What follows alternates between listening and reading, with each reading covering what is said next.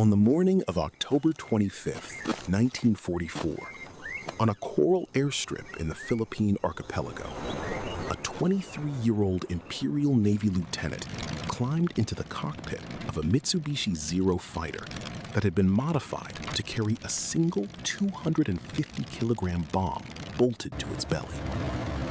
His name was Yukio Seki. He had graduated from the Naval Academy at Etajima less than 3 years earlier. He had been married for 4 months. He had been selected to command the first organized suicide attack in the history of the Imperial Japanese Navy. The unit he led had a name. It had been chosen for its symbolic weight and its military meaning. Shikishima, an ancient poetic word for Japan itself, for the home islands as they appeared in the oldest verses of the Manyoshu anthology. The squadron consisted of 5 aircraft. 4 other pilots, all younger than Seki, were already in their cockpits when he climbed into his. What no one outside a small circle of officers knew, including most of the pilots in those 4 other cockpits, was that this organized suicide attack had not been planned at the highest levels of the Navy. It had been improvised in the course of a single week by a vice-admiral who had run out of options. There was an official order signed in Tokyo that authorized the creation of a unit for special attack. The order said the pilots were to die. There was also a second order, unwritten, spoken quietly by certain officers to certain pilots in private conversations that left no paper trail. That second order said something different. It said, if you have the chance, come back. This is the story of those 2 orders and of the men who tried to obey both. To understand how an empire arrives at the deliberate, organized killing of its own pilots, you have to understand the position of the Imperial Japanese Navy in the autumn of 1944. By October, the American advance through the Central Pacific had reached the Philippines. The carrier battles of the previous summer had effectively destroyed Japan's naval aviation arm. Of the more than 400 carrier-qualified pilots who had begun the war in 1941, fewer than 50 were still alive and flying. The carrier decks themselves had been reduced from a peak of 9 fleet carriers to 4. Many of the surviving aircraft were operating from land bases, flown by pilots with less than half the training their predecessors had received. A typical American carrier pilot in October 1944 had logged approximately 500 hours of flight time before reporting to a combat squadron. A typical Japanese pilot, by the same date, had logged less than 100. Some of the most recent graduates of the accelerated training programs had logged less than 50. The difference was not closing. It was widening month after month. The mathematics of conventional aerial combat had become unworkable. A Japanese pilot sent against an American carrier group was statistically certain to be shot down before reaching weapons release range. The Hellcat fighters of the American escort were faster, better armed, and flown by men who knew exactly what they were doing. A senior staff officer summarized the problem in a memorandum that month. He wrote that the Imperial Navy was now expending 3 aircraft and 3 pilots for every American ship damaged, and 0 American ships sunk. At that rate, the combined fleet would cease to exist within 90 days. Something had to change. The man who decided what would change was Vice-Admiral Takejiro Ōnishi. Ōnishi arrived in Manila on October 17, 1944. He had been appointed 3 weeks earlier to command the 1st Air Fleet in the Philippines, a force that, on paper, consisted of several hundred aircraft. The actual operational strength was approximately 100. Many of these were obsolete trainers pressed into combat service. Most of the qualified pilots were dead. On the evening of October 19th, Ōnishi held a meeting at the headquarters of the 201st Naval Air Group at Mabalacat Airfield, north of Manila. Present were the senior officers of the group. The meeting lasted approximately 3 hours. There are conflicting accounts of exactly what Ōnishi said. The accounts agree on one phrase. He told the officers that in his judgment, there was no longer any conventional means available to the Imperial Navy that could stop the American carrier task forces. He said that the only remaining option was to crash aircraft deliberately into the flight decks of American ships. He said this would have to be carried out by volunteers. He said he could not order it. The senior officers present at the meeting agreed to begin organizing a volunteer special attack unit on the morning of October 20th. By dawn, the first pilots had been approached. The selection criterion was not skill. It was not seniority. It was not even, formally, willingness, although that word was used. The criterion was implicit consent. A senior officer would approach a young pilot in private and ask if he was willing to die for the Emperor in this specific way, on this specific mission. The answer was understood to be yes. Any other answer would mark. The 5 pilots of the Shikishima unit took off from Mabalacat at 7:45 in the morning of October 25th, 1944. Seki led. The other 4 flew in loose formation behind him. Their target was the American escort carrier group operating off the island of Samar in the central Philippines, supporting the landing operations at Leyte Gulf. The American group consisted of 6 small escort carriers, 3 destroyers, and 4 destroyer escorts. It was a relatively soft target by the standards of American naval forces. Older ships, lighter armament, intended for anti-submarine patrol rather than fleet combat. At approximately 10:50 in the morning, the 5 Zeros appeared above the American formation at low altitude. Each carried, in addition to its bomb, only enough fuel for a one-way flight. The first aircraft dove at the escort carrier St. Lo. It struck the flight deck approximately 20 meters forward of the aft elevator. The bomb penetrated to the hangar deck before detonating. The resulting fires reached the bomb and torpedo magazines stored amidships. The St. Lo sank within 30 minutes. 143 of her crew were killed. The second aircraft hit the carrier Kalinin Bay. The third hit Kitkun Bay. The fourth hit White Plains.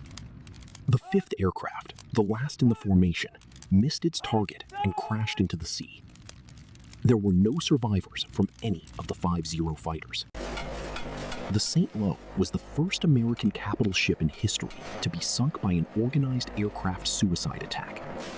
The action took, from first sighting to the last impact, less than 9 minutes. When the news reached Tokyo that evening, the staff of the Naval General Staff reportedly responded with stunned silence. Vice-Admiral Ōnishi was sent congratulatory messages from the Imperial headquarters. The program was authorized for permanent expansion the following day. The program that had been improvised in a week by a vice-admiral with no other options became, within 90 days, the central operational doctrine of the Imperial Japanese Navy and Army Air Service. By December 1944, organized special attack units were being formed at airfields throughout the home islands. The Japanese term for these units was Tokotai. The abbreviated form, used in operational documents, was Toko.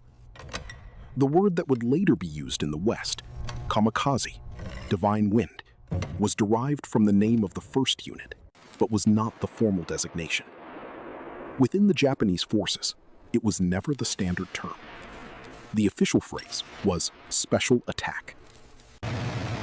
The expansion required 3 things the Imperial Navy did not have in adequate supply: aircraft, fuel, and men. The aircraft problem was solved through what the operational planners called rationalization. New combat aircraft were no longer required. Existing models, older Zeros, the slow Aichi dive bombers, even obsolete trainers like the Yokosuka K-5Y, could be modified to carry a single bomb and a fuel load sufficient for a one-way flight. Stripping defensive armor and machine guns reduced weight. The modified aircraft were not designed to fight. They were designed to fly straight at a target for between 40 minutes and 3 hours, and then strike. The fuel problem was solved by simply allocating to the Special Attack Program a higher priority than to conventional operations. By the spring of 1945, the conventional bomber and fighter squadrons were being grounded for lack of fuel, while the special attack units continued to fly.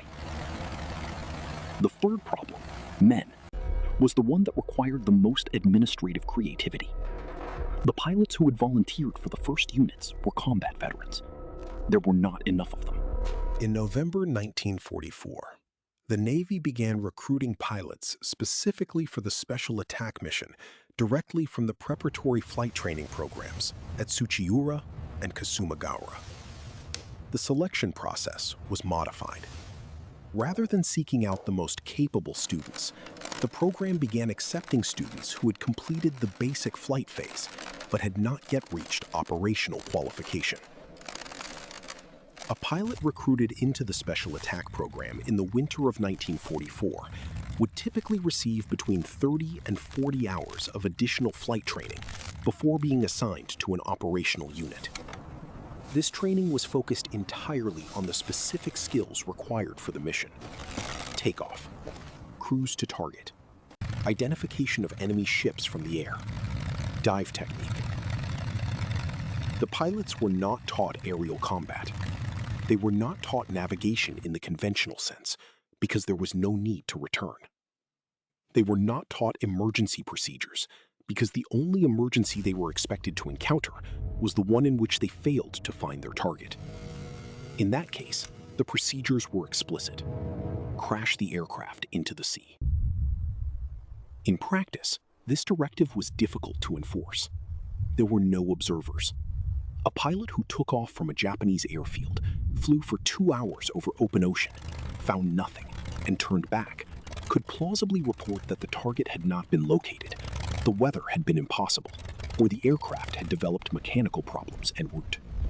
The pilot's word, in 1945, was effectively the only available source of information. A number of pilots returned. The number is impossible to determine with certainty, but post-war records from individual squadrons suggest that as many as 1 in 5 pilots assigned to special attack missions returned from at least one mission without striking a target. Some of these returns were genuine, some were not. The internal records of the 201st Naval Air Group, recovered from a destroyed administrative building in Mabalacat after the war, contained a sheet of paper that had been hidden among shipping manifests. The paper recorded the names of 7 pilots who had been assigned to special attack missions between November 1944 and February 1945, and who had returned more than once from those missions without striking a target. One pilot, whose name appears 5 times on the list, returned from 5 consecutive missions. After the 5th return, he was transferred to a non-combat assignment. The notation next to his name reads in Japanese, simply, endurance limit reached. A second pilot returned from 9 missions. He survived the war. His diary, donated to a museum in the 1970s, contains no entries describing the missions themselves. It contains, at the end of each entry, the same phrase repeated in different forms. I will not say what happened today. I will not say what happened today. I will not say what happened today.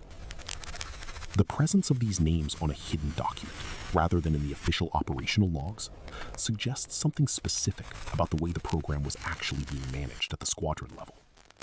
It suggests that someone in the administrative chain of the 201st Air Group was deliberately keeping the names of repeat returners off the official records. The most likely candidate for this person was Captain Asaichi Tamai, the executive officer of the 201st Air Group at Mabalacat. Tamai was the man who had organized the original Shikishima unit under Vice-Admiral Ōnishi's direction. He was therefore one of the principal architects of the program. He was also, by November 1944, beginning to behave in a manner that suggested he no longer believed in it. Several pilots of the 201st Air Group, in post-war interviews, described conversations with Tamai that took place in the days before a special attack mission. The conversations followed a pattern. Tamai would call the pilot to his office. He would close the door. He would speak in a low voice, without writing anything down. He would ask the pilot about his family. He would ask whether the pilot's parents were still alive. He would ask whether the pilot was the eldest son. He would then say, according to multiple accounts that broadly agree on the wording, "Your country needs you to make this attack. Your country also needs you, alive, to rebuild what comes after. If during your flight you encounter conditions that make the attack genuinely impossible, if the weather closes, if your engine begins to fail, if you cannot find the enemy, you have my permission to return." He would then add, "If you return, you will be assigned again. You may be assigned many times, but I will not put your name on the list that goes to Tokyo." This was not an official order. It could not be. The official order was to die. What Tamai was offering was something else. A private understanding. A small, illegal, deniable space in which a pilot could exercise his own judgment about whether the mission, on the specific morning he was assigned, was actually going to accomplish anything. The pilots who survived multiple missions did so not because they were cowards. They did so because somewhere in the chain of command above them, an officer had made the deliberate decision that the survival of certain young men mattered more than the perfect execution of a program that by the spring of 1945 was killing pilots faster than it was killing the enemy. The most carefully documented case of the unofficial second order comes not from the Navy, but from an Army flight school at Chirin in southern Kyushu. Chirin had been a sleepy training airfield until February 1945, when it was selected as the primary forward base for special attack operations against the American invasion fleet at Okinawa. Between March and June of that year, over 400 Army pilots took off from Chirin on missions from which they did not return. The base was also home during the same period to a small group of senior officers who were responsible for briefing the pilots, signing the orders, and conducting the final farewell ceremonies. Among them was Captain Tadamasa Itatsu. Itatsu had been a combat pilot. He had flown in China. He had been wounded over a ball. He had been transferred to Chirin in January 1945 because his injuries no longer permitted him to fly. His official role was as ground operations officer. His unofficial role, by the time the program was at its peak, had become something else. The pilots assigned to Chirin were extraordinarily young. The youngest were 17. The oldest were typically 23 or 24. Most had completed accelerated training programs. Many had been transferred directly from preparatory schools without ever having flown a combat aircraft against an actual enemy. Itatsu was the officer responsible for their final flight briefings. He was also, according to multiple accounts collected after the war, the officer who, in private conversations conducted in the evenings before missions, told certain pilots that a pilot who had been given permission to return was, of course, not free to actually return. There were observers, there were other aircraft, there were after-action reports. The technique that was developed was both simple and brutal. A pilot who decided mid-flight that he was not going to complete his mission would identify a plausible reason for return. He would radio the reason to his formation leader. He would turn back. He would land at one of the auxiliary airfields scattered across Kyushu. He would then report that he had been unable to find his target due to cloud cover, or that his aircraft had developed an engine malfunction, or that he had been intercepted by American fighters and forced to break off. If he was lucky, his report would be accepted at face value. He would be reassigned to the next mission, the mission after that, the mission after that. If he was unlucky, if his squadron commander suspected him, or if he had returned too many times in succession, the consequences were severe. The pilot might be publicly shamed. He might be reassigned to a non-flying role and sent away from the squadron. In a number of recorded cases, the pilot would be taken aside by a senior officer and informed that on his next mission, he would be flying with an escort whose explicit purpose was to ensure he did not return. The pilots understood this. The choice they faced on each successive mission was not between life and death in any abstract sense. It was between an immediate, certain death today and a probable, painful death within the next several missions. A small number of pilots in the records of the Chiran archive are documented as having returned more than 10 times. One of these was a young Army lieutenant named Kazuo Tsuboi. Tsuboi had been recruited into the Special Attack Program in February 1945, directly from a preparatory training school. He had logged 62 hours of flight time before being assigned to Chiran.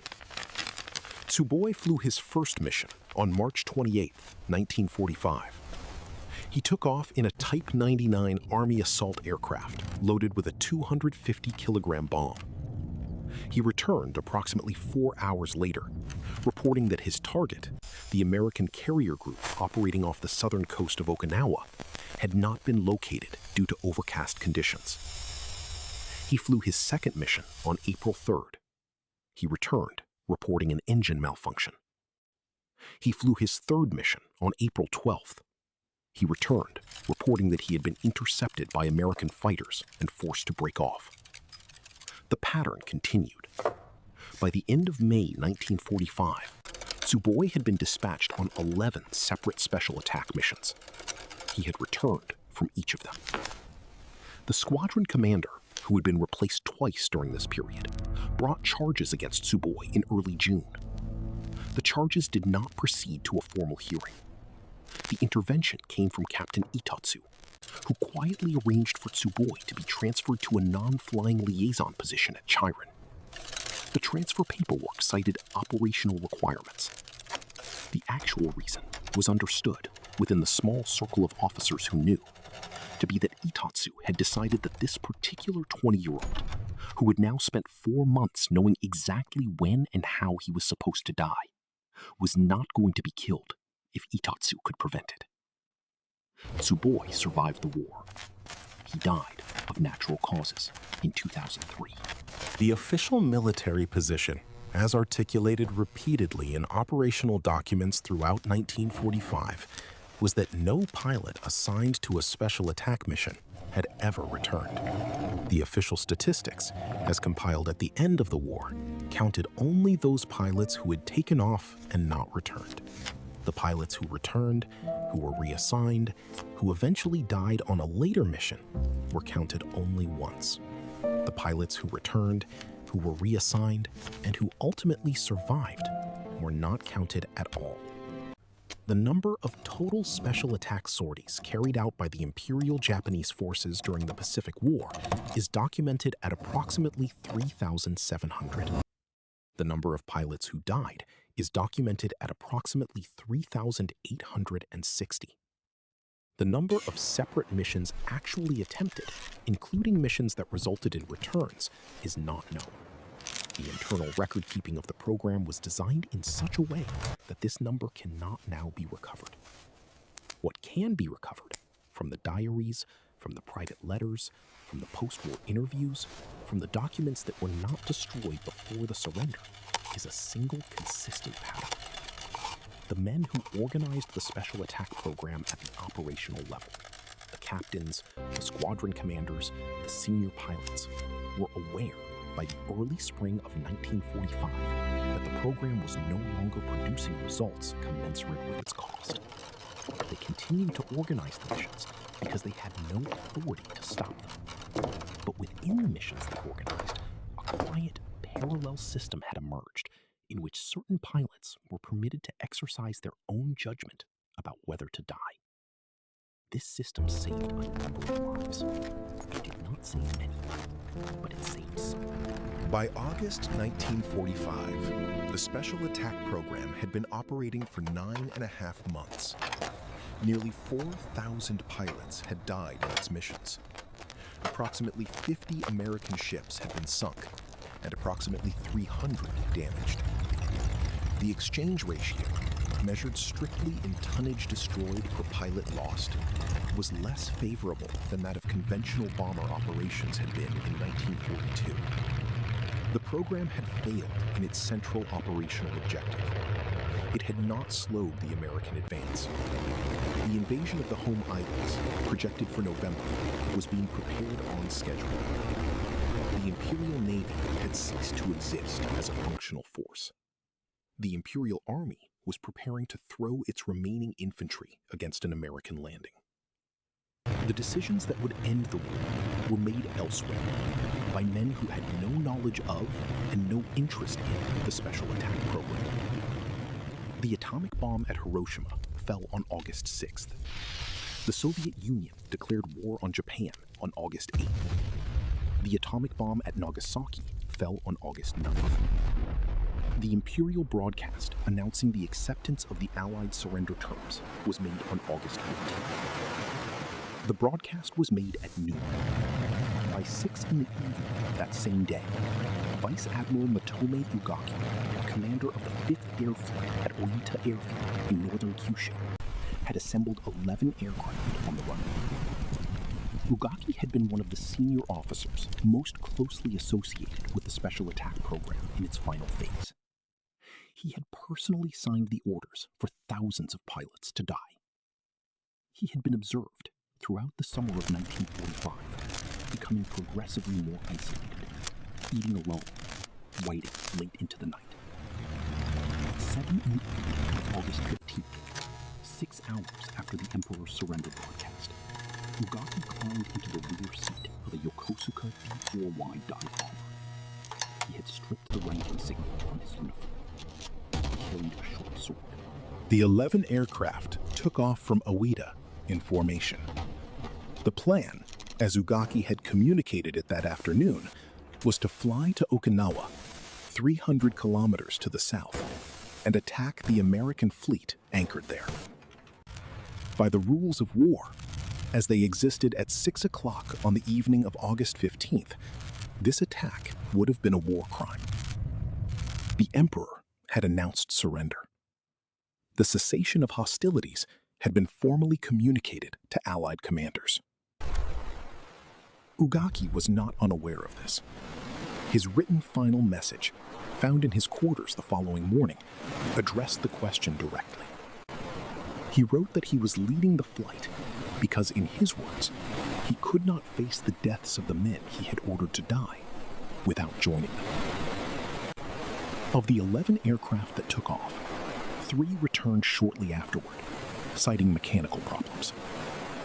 3 more were observed to develop engine trouble en route and to crash into the sea.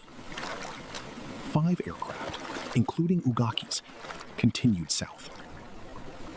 Of these 5, no specific impacts on American shipping were ever confirmed. The American carrier group at Okinawa had been placed on high alert following news of the surrender. The radar plot for the evening of August 15th shows several unidentified contacts approaching from the north, but no actual strikes on American ships. The most plausible interpretation, accepted by historians since the 1960s, is that Ugaki and his accompanying pilots either crashed into the sea before reaching their targets, or were shot down by American patrol aircraft before they could be confirmed as enemy contacts. The bodies were not recovered. The aircraft were not. The day after Ugaki's flight, on August 16th, Vice-Admiral Takejiro Ōnishi, the original architect of the Special Attack Program, was found in his quarters in Tokyo. He had committed seppuku. He had not used an assistant. The cut had been incomplete. He had then lain on the floor for approximately 15 hours, fully conscious, refusing medical attention, until he died. His written final message contained an apology. It was addressed to the pilots of the Special Attack Program and to their families. He wrote that he had not understood, when he had organized the first units in October 1944, what he was beginning. He wrote that the apology was inadequate, but that he could think of nothing else to offer. Captain Asaichi Tamai, who had been Ōnishi's executive officer at Mabalacat, survived the war. He returned to Japan in early 1946. He did not give interviews. He did not write memoirs. He worked until his retirement in 1968 as a clerk at a small shipping firm in Yokohama. He died in 1983. Captain Tadamasa Itatsu, who had quietly protected the repeat returners at Chiron, lived until 2001. He was interviewed several times in his later years. He never named the specific pilots he had helped. When asked why, he said that those men had carried their own decisions. The decisions belonged to them. The interview stopped after this exchange. He did not return phone calls. He died of pneumonia at the age of 93. The pilots who survived because of his decisions, the men whose names had been kept off the lists that went to Tokyo, did not, in most cases, ever learn what had been done for them. They returned to civilian life. They worked. They raised families. They aged. Most died quietly, in old age, without ever knowing that an officer they had barely interacted with had, in the spring of 1945, deliberately decided that they should not die. The records of the Special Attack Program were systematically destroyed in the final weeks of the war. The order to destroy them was issued by the Naval General Staff on August 16, 1945, the day after the surrender broadcast. The destruction was carried out at airfields throughout Japan over the following 10 days. The pilots' personal files, the operational logs, the training records, the names of repeat returners, all of these were burned in piles in the courtyards of administrative buildings, while the officers who had managed the program watched. A small number of documents survived. They survived because individual officers, acting against orders, chose to preserve them. A logbook hidden in a private home. A roster transcribed by hand into a personal diary. A photograph kept in an envelope inside a book.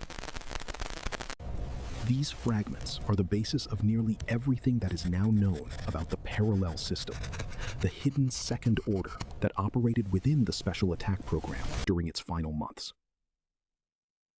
The pilots who flew and died believed they were obeying a single clear command. Most of them were. But some of them, the ones who returned, the ones who were quietly protected, the ones who were transferred at the right moment to non-flying roles, were obeying a different command. A command that had been given to them privately by officers who had decided that the program was not worth the cost it was extracting. Those officers, in giving that command, were committing a kind of insubordination. They were acting against the explicit instructions of the chain of command above them. They were making a moral judgment that they had no authority to make. They saved an unknown number of lives. They never received credit for it. Most of them never spoke about it. The story of the Kamikaze program, as it is usually told in the West, has no place for them. It has no place because the existence of those officers complicates the simpler story. On the morning of September 2nd, 1945, the formal instrument of surrender was signed aboard the American battleship USS Missouri, anchored in Tokyo Bay. The ceremony lasted 23 minutes. The Japanese delegation consisted of 11 men. The signing was witnessed by representatives of 9 allied nations. By the end of that day, the war that had taken the lives of approximately 3 million Japanese was officially over. There were no parades in Japan that week.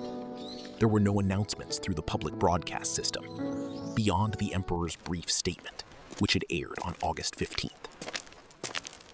The cities that had been bombed continued to burn slowly. The cities that had not been bombed continued in a silence that observers from the occupation forces would, in their later memoirs, describe as the most striking single impression of those first weeks. The country was not in mourning. It was in something quieter and harder to name. In the homes of the families who had received the standard notification telegram during the previous 12 months, the small folded piece of paper that began with the words, "Honorable Death in Service," there was now a second set of decisions to make. The wartime altar that had been maintained for the missing son. The folded uniform jacket in the trunk. The photographs in the pilots who had survived the special attack program. The ones who had returned from missions. The ones who had been transferred to non-flying roles at the right moment. The ones who had been recovered from the sea by Japanese rescue craft and quietly reassigned, now had to decide what to do with their lives. The decision was harder than it might appear.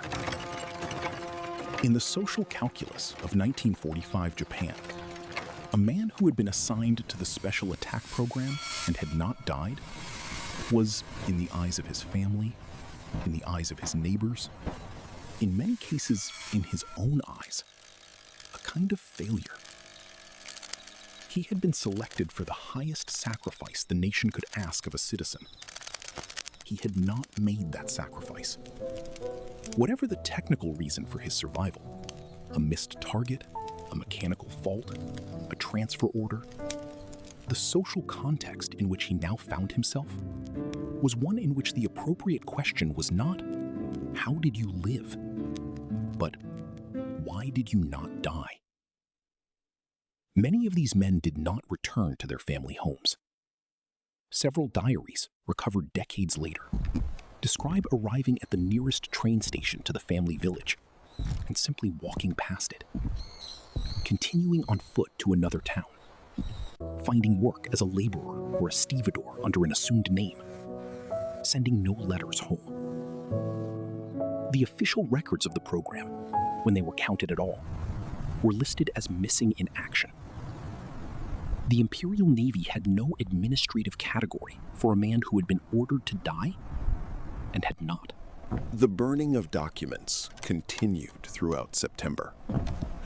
On September 16th, 11 days after the surrender ceremony, the Naval General Staff in Tokyo issued a second supplementary directive, ordering the destruction of all remaining personnel files relating to the special attack program.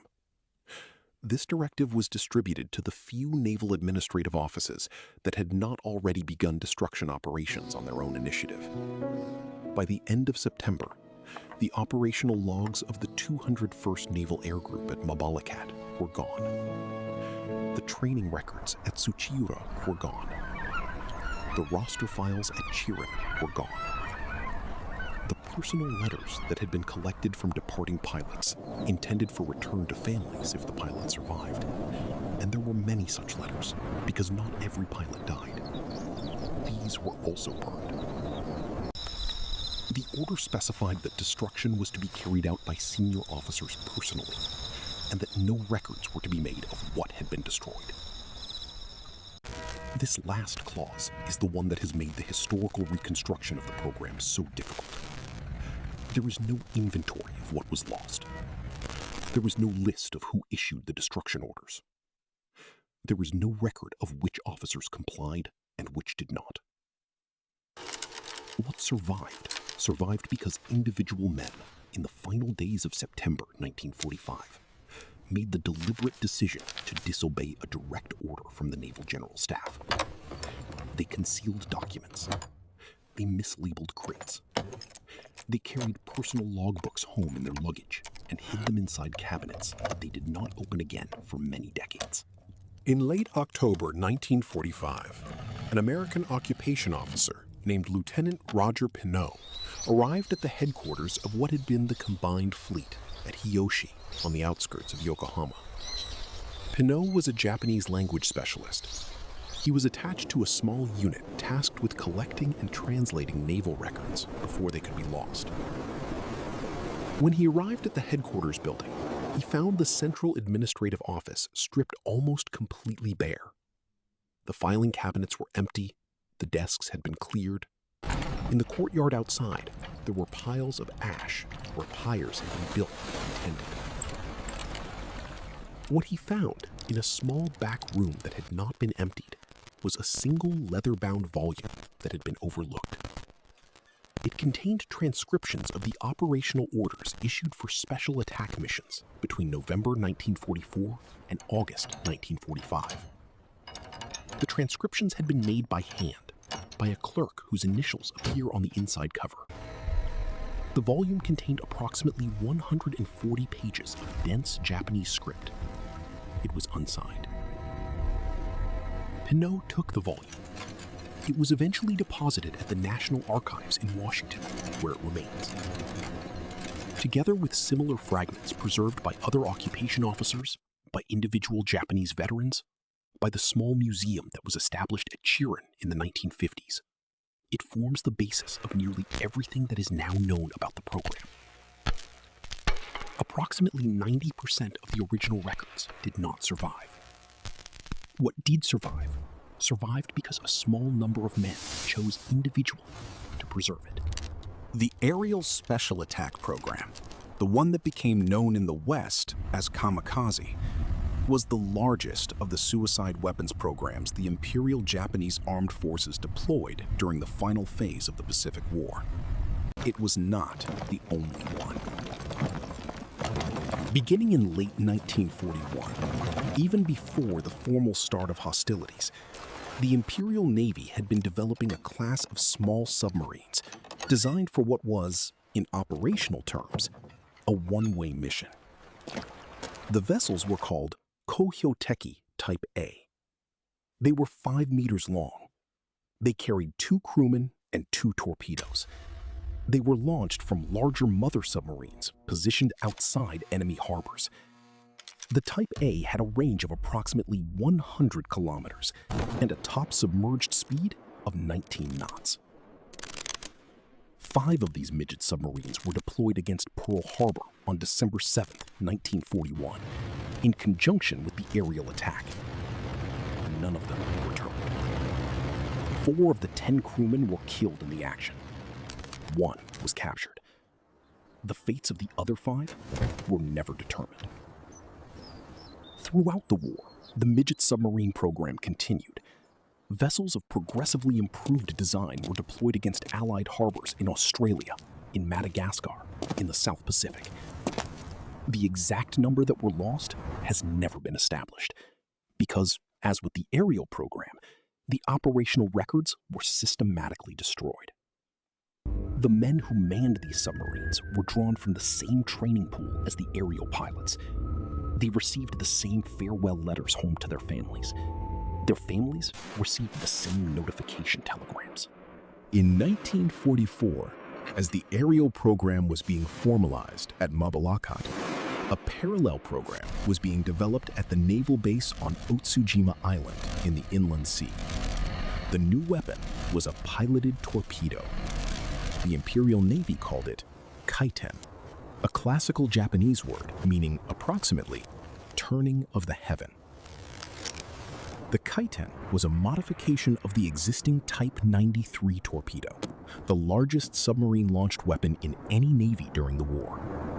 The modified version was almost 15 meters long. The interior had been hollowed out to accommodate a single seat, a periscope, a basic instrument panel, and a control yoke. The warhead, mounted at the bow, contained approximately 1.5 tons of high explosive. The kaiten was launched from a parent submarine. The pilot navigated by periscope. He had approximately 1 hour of breathing air.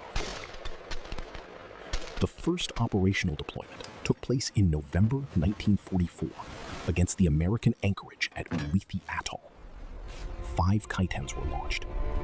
1 struck the fleet oiler USS Mississinewa, sinking her with the loss of 63 American lives.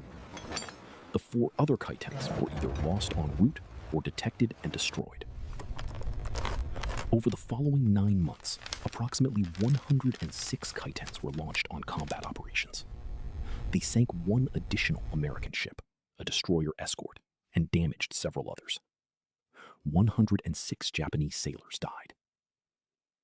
The exchange ratio was, like that of the area program, profoundly unfavorable to the side that had developed the weapon. In the spring of 1945, as the American invasion of Okinawa approached, the Imperial Navy began deploying a third class of special attack vessel along the southern coasts of the home islands. These were called shinyo, meaning ocean ship, small wooden motorboats, 5 meters long, plywood hulls, single-cylinder engines salvaged from civilian vehicles. The forward compartment contained approximately 250 kilograms of explosive charge. The Shinyo was crewed by a single operator. He was issued no weapon and given no escape provision. He was instructed to identify an incoming Allied ship, accelerate toward it, and ram. Approximately 6,000 Shinyo boats were manufactured during the final months of the war. They were dispersed in concealed positions in coastal caves and natural inlets along the southern Kyushu shoreline. They were intended for use during the anticipated American invasion of the home islands, which never came. The vast majority were never deployed. After the surrender, occupation forces discovered the storage caves and methodically destroyed the boats with controlled demolition. A smaller number, deployed earlier at Okinawa and in the Philippines, had been used in combat. The known operational record of the Shinyo program is fragmented. The available accounts suggest that several American landing craft were damaged or destroyed during the Okinawa campaign by these vessels. The number of Japanese operators who died is not known with precision. Estimates from the post-war investigations range between 200 and 700. The most technologically advanced of the special attack weapons was also the most unusual.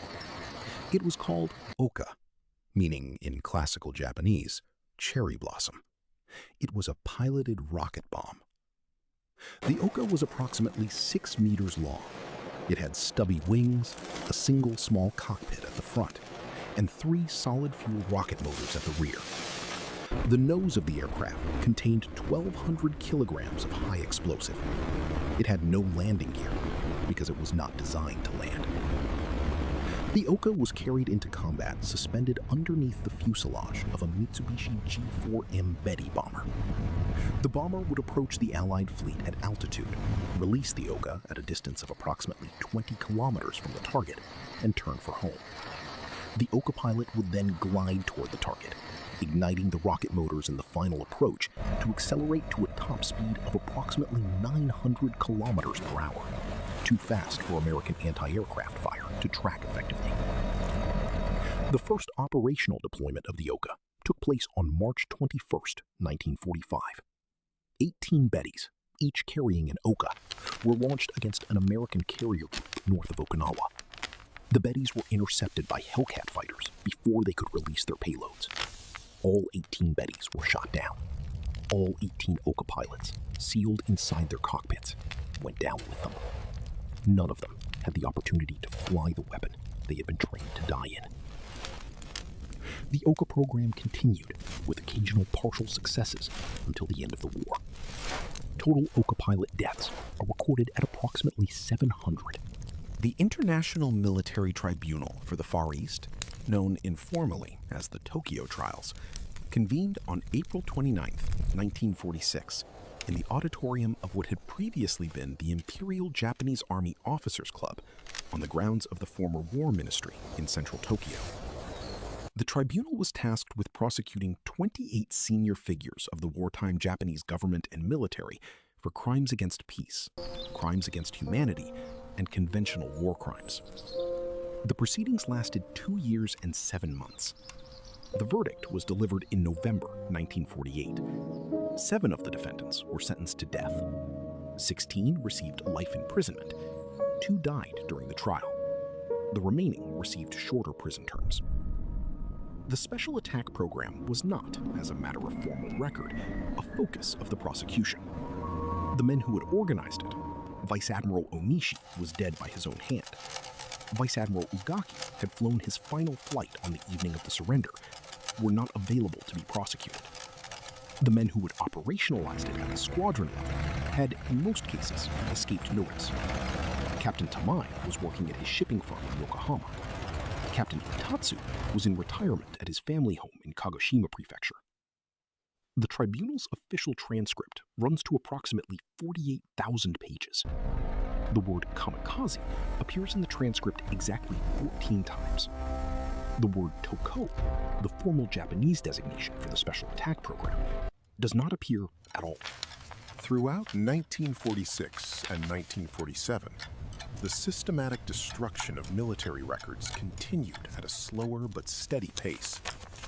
The general headquarters of the occupation forces was nominally responsible for the preservation of historical materials, but had nowhere near the manpower required to oversee the actual handling of files in the hundreds of military installations being decommissioned across the country. In practice, the destruction was carried out by Japanese personnel who were transitioning back to civilian roles. A retired naval officer at a former training base might spend 3 days going through the office's filing cabinets, sorting documents into 2 stacks, those that would be turned over to the American occupation and those that would not. The second stack would be burned in a metal drum behind the building. The criteria used for these decisions are not recorded. From the documents that survived, it is possible to make certain inferences. The materials that were destroyed most thoroughly were those that named individual officers. The materials that were destroyed least were those concerning equipment and logistics. The materials concerning the Special Attack Program fell almost entirely into the first category. What this means, in practice, is that the records of the men who flew, their names, their training files, their personal letters, their squadron assignments, are gone. The records of the aircraft they flew, the fuel they used, the bombs they carried, largely survive. The bureaucracy of war is preserved. The men are not. In 1947, an American journalist named Robert Trumbull, working for the New York Times, conducted the first sustained interview survey of surviving Japanese special attack pilots. He had identified, through painstaking research and a willingness to spend weeks in remote villages, approximately 70 men who had been assigned to special attack missions and had survived for one reason or another. The interviews are preserved in his personal papers, now held at Yale University. The consistent pattern across the 70 interviews is silence. Of the 70 men interviewed, 62 refused to discuss the missions in any detail. Of the 8 who did speak, all 8 asked that their names not be used. Several explicitly requested that the interview be destroyed. Trumbull did not destroy any of the interviews, but he honored the requests for anonymity. The resulting articles, published in the Times in late 1947 and early 1948, contain no individual identifications. What the surviving accounts have in common, beneath the anonymity, is a single theme that recurs repeatedly. The men do not, in their interviews, describe their assignments as voluntary. They do not describe them as patriotic. They do not describe them in any sense the modern Western reader would recognize as heroic. They describe them as something that was done to them. They describe themselves, several decades later, as men who were used. The number 3,860, which appears in most encyclopedia entries on the Kamikaze program, comes from a single source. It is the total number of names on the operational casualty lists compiled by the Imperial Navy Personnel Bureau between October 1944 and August 1945. The Personnel Bureau records were among the materials that did survive the destruction because they were stored in a separate building in Tokyo that was not within the destruction order's chain of distribution. The number does not include the pilots of the Army Special Attack Units, which operated under a parallel and partially independent command structure. The number does not include the Kaiten, Shinyo, or midget submarine programs. The number does not include the Oka pilots, who were administratively assigned to a separate aviation group. The number does not include the men who flew multiple missions and returned, then died on a later mission, and were entered onto the list once. A comprehensive count of all special attack deaths across all programs and services has been attempted by Japanese historians several times since the 1970s. The most carefully constructed estimate, by the historian Naoki Inose and his colleagues at the National Institute for Defense Studies, places the total at approximately 6,000. This estimate has a stated uncertainty of plus or minus 800. The actual number, accounting for the men whose records were destroyed, whose names were never written down, who survived and were never counted at all, is unknowable. Captain Tadamasa Itatsu, the man who had quietly protected the repeat returners at Shiran, lived in Kagoshima Prefecture for the remainder of his life. He worked, after the occupation period ended, as an assistant manager at a local cooperative agricultural supply office. He retired in 1968. He died in 2001 at the age of 93. In 2000, the year before his death, he agreed to a single recorded interview with a Japanese television journalist named Junichi Watanabe. The interview was conducted at his home. It lasted approximately 90 minutes. Most of it was about ordinary subjects: his garden, his grandchildren, the local prefectural baseball team. In the final 15 minutes of the interview, Itatsu was asked about the war. He answered the question slowly and at length. He did not name the pilots whose lives he had protected. He did not describe specific incidents. When pressed, he said only that there had been a number of men who, in his judgment, had been more useful to Japan alive than dead, and that he had taken what action was available to him at the time to ensure that they remained alive. The journalist asked whether he believed his actions had been correct. Itatsu paused before answering. The pause is preserved in the recording. It lasts approximately 12 seconds. Then he said very quietly, "I believed they were correct then. I believe they are correct now. If I am wrong, I will answer for it." He did not elaborate. The pilots who survived because of these decisions did not, in most cases, ever discover what had been done for them.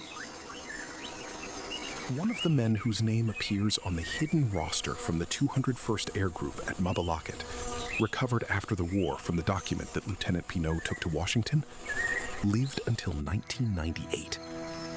He was a postal clerk in a town in Shimane Prefecture. He had a wife, 3 children, and 7 grandchildren. He was, according to his obituary in the local newspaper, a quiet man who attended his municipal community center on the second Tuesday of every month. He served in the Imperial Navy from 1943 to 1945. The obituary does not specify his duties. When the document containing his name was published in a Japanese historical journal in 2003, 5 years after his death, his eldest son contacted the journal. The son had not known about the hidden roster. He had not known that his father had been assigned to the special attack program. He had not known that his father's name had been deliberately omitted from the records that went to Tokyo. He had only known that his father had served in the Navy and had returned, like many other men of that generation. The son asked the journal whether more information was available. The journal responded that there was not. The hidden roster contained 7 names. Of the 7, the postal clerk in Shimane was the last to die. The other 6 died at various points between 1962 and 1994 of unremarkable causes.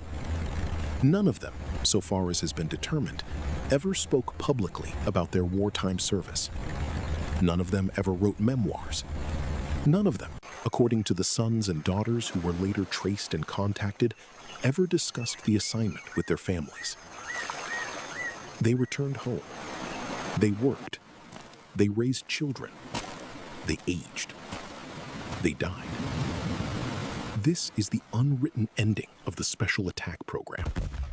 It is not the ending that appears in the simpler version of the story. which has the pilots flying purposefully into American ships and dying for the emperor and the nation. It is not the ending that appears in the war memorials or the dramatic films. It is a quieter ending. It is the ending in which men who were ordered to die were quietly, against orders, kept alive. They built ordinary lives. They did not speak. The decisions that had saved them were not credited to anyone. The officers who had made those decisions did not seek credit. The men who had benefited from them were, in many cases, never told. This is what the destruction of records was intended to obscure. This is also, paradoxically, what the destruction of records made possible. Because the men whose names never appeared on the Tokyo lists could disappear back into civilian life without explanation, without scrutiny, without the obligation to account for their survival. The war did not end for everyone on August 15th, 1945. Across the islands of the South Pacific and the Philippines, in jungle outposts that had lost radio contact months before the surrender, in mountain positions whose commanding officers had been killed and whose orders had never been revised, isolated units of the Imperial Japanese Army continued to operate as if the war was still in progress. In 1945, the occupation authorities estimated that approximately 20,000 Japanese military personnel remained in the field on islands that had been formally returned to Allied control. Most of these men were brought out within the first 12 months, through leaflet drops, through patrols, through occasional surrenders by small groups who had managed, against difficult odds, to receive accurate news of the war's end. But not all of them came out. A number, a smaller number, but a real one, remained in their positions for years, some for several years, a small handful for considerably longer than that. The Japanese government would, in the 1970s, make a sustained effort to locate and recover these men. The effort would be only partially successful, because some of them did not wish to be found. The most famous of these men was an Army intelligence officer named Hiroo Onoda. He had been deployed to the Philippine island of Lubang in December 1944. His orders, given to him in person by his commanding officer, were to conduct guerrilla operations against the Americans, to avoid surrender under any circumstances, and to wait for further orders. He waited. He waited for 29 years. The official Japanese records of the Special Attack Program list approximately 3,860 names. The actual number of men whose lives were claimed by the program is not known, because the program included those who flew and did not return, those who flew and returned and were assigned again, those who returned repeatedly and were eventually killed on a later mission, and those who survived because a senior officer, somewhere above them, made a quiet decision they were never told about. The truth, as much of it as has survived, is held in fragments. Some of those fragments are paper. Some of them are men still alive when these words were recorded. Some of them are stories that have not yet been told. Next on Tora Files, the Imperial soldier ordered by his commanding officer never to surrender, who continued to fight in the jungle of a Philippine island for 29 years after the war ended. The Forgotten Orders of Hiroo Onoda. Subscribe. The Pacific War, told from the other side.